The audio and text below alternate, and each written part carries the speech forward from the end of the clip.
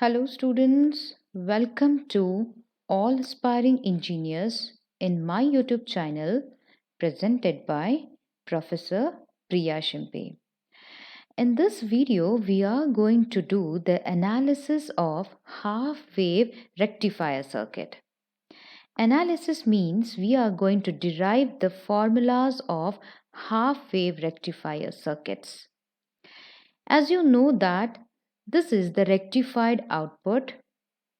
This is the half-wave rectifier output. Only a positive half cycles you can see from the duration from 0 to pi, and no cycles you are getting from pi to 2 pi, because here diode was off and from 0 to pi the diode was on with an maximum amplitude of plus Vm volts approximate, right?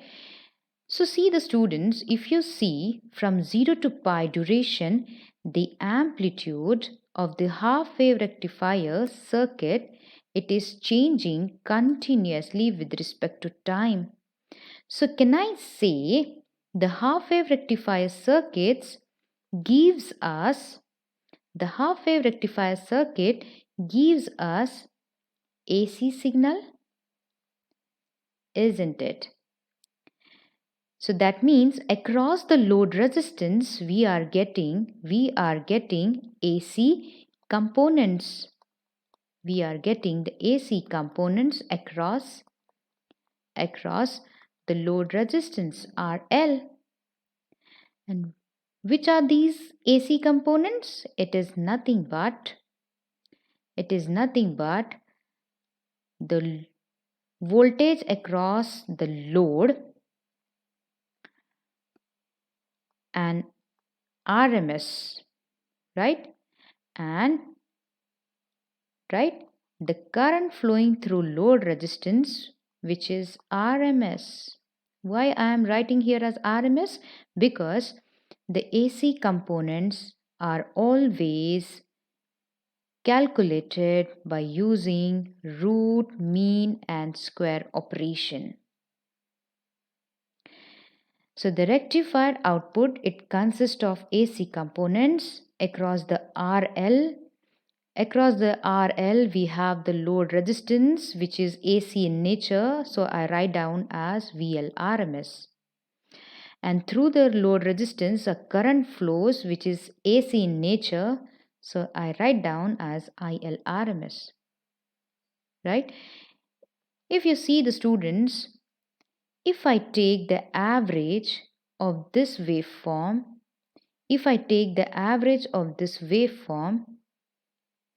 can I say the DC signals are present? The DC signals are present, right? So I say my half-wave rectifier circuit even gives me the DC components. The DC components across RL. So that means I can get the DC voltage across RL and the DC current across the load resistance, that is VLDC and ILDC, right? So let us understand how this DC values are going to calculate. Yes, the DC values we are always going to calculate by using average of the signal, right? So in some of the books they also write down average or DC value, right? So the DC is always find out by average operation, and AC values are always find out by root mean and square. So in this video we are going to derive the first formula, that is, we will derive the VLDC formula, right? So that means we have to derive average or DC voltage across RL, right? So if I give you the samples, say consider as 0, 1, 2, again 1 and 0. If I give you the certain samples, how to find the average of this? How you are going to find out the average of this? Yes, very good. You do the addition. 0 plus 1 plus 2 plus 1 plus 0, and you divide it by the number of samples 1, 2, 3, 4 and 5. Whatever the value you get, 2 plus 1, 3 and 4. 4 divided by 5 will give you the constant value, and I say it is a DC value. Right? So it is easy to find when the samples are given. But how to find out? How to find out the average of the waveform given to you? Average of the AC waveform given to you. Right? AC, can I say from 0 to pi, a positive half cycle and a 0, it is repeating itself. So can I say we have to find out first average of the curve. I can say the periodic function. We have to find out the average of periodic function. How to find out? Samples is given, it is easy to do, but for average of periodic function, how to find out? We have a formula. We have to take area under the curve. We have to take the area under the curve divided by the total time period. Right? How we are going to do the average? How we are going to find out this average value? It is find out by taking the area under the curve divided by the total time period over which it is going to repeat itself. And that is how you can able to take the average. So let's see here. Right? In this formula, right, the total time period will be how much? How much is the total time period? The half waveform, it repeats from 0 to pi and from pi to 2 pi. So the total time period in this it is 2 pi. So I write down here as, I can write it as here, or here I write area under the curve divided by 2 pi, right?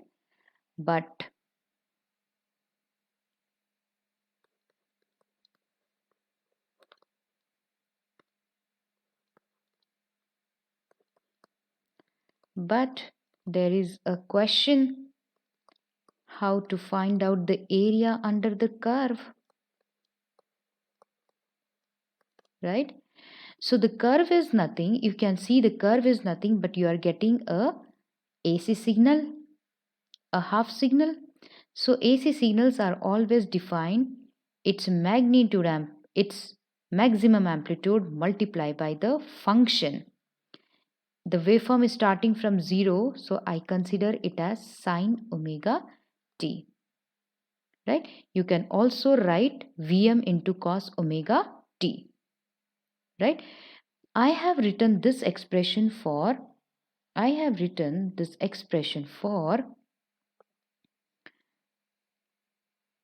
at this instant where pi by 2 is there. For 90 degrees, I have written the expression Vm into sine omega t. But I have to take the area, so I have to define for each and every values, right? For defining the area, I will take here, we will take the integration from 0 to 2 pi. For taking the area, we are going to take the integration.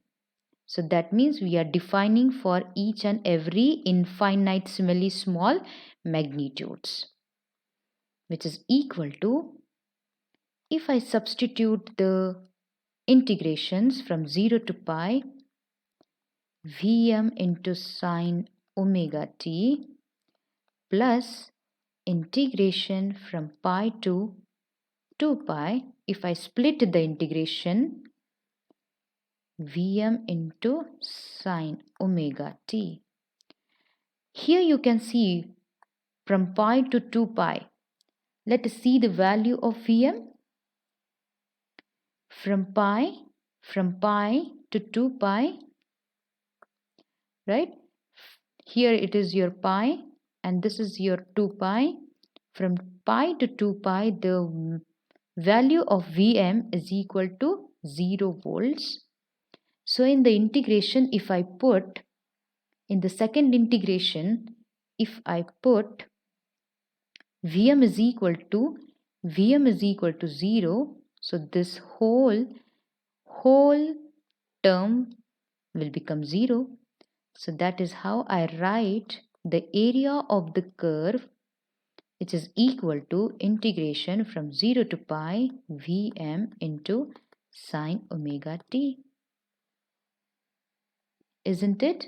Now, so therefore, the average of periodic function is equal to the area. How much we have calculated the area?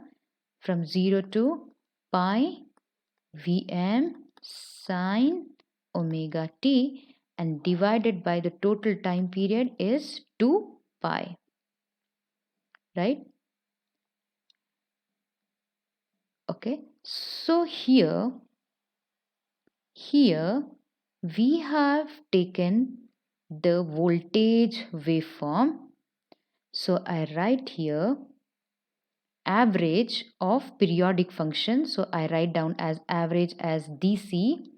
Periodic function, I will take the voltage waveform as a function across the load resistance, right? So VLDC is equal to, from 0 to pi into Vm into sine omega t. Can I multiply it by 2 pi, right? The waveform I have considered for voltage across the load resistance. So this is VLDC is equal to 1 upon 2 pi into integration from 0 to 2 pi, from 0 to pi Vm into sine omega t. Now go on solving this. 1 upon 2 pi as it is. I can take Vm, it is constant, so outside of the integration of 0 to pi, integration of sine omega t. Yes, with respect to d omega t. Okay, so what is the integration of sine wave? What is the integration of sine theta? Vm upon 2 pi as it is. Integration of sine theta is always minus cos theta. So minus omega t with the limits from 0 to pi. Now put the limits, right? I can say cos of minus cos of omega t. The value of omega t will be the upper limit pi. Can I say minus the lower limit minus of minus cos? Can I say it is cos plus cos of 0? Here it is Vm upon 2 pi. Go on solving it. Minus cos pi. Cos pi value itself is minus, and right, plus cos of, okay, minus of minus 1, and cos of 0 is always 1. So what will happen here is Vm upon 2 pi inside of the bracket.